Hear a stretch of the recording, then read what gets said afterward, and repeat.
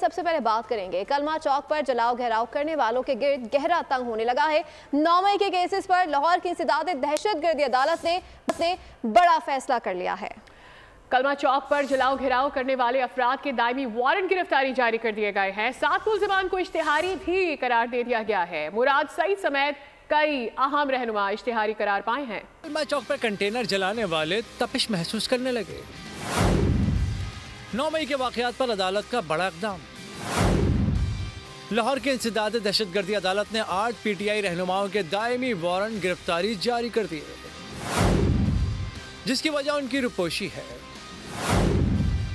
मुराद सईद, हम्माद अजहर, जुबैर खान नियादी, हामिद रजा गिलानी समेत दीगर मुल्जिमान इश्तिहारी करार दिए गए। अदालत ने मुल्जिमान को गिरफ्तार करके पेश करने का हुक्म दे दिया।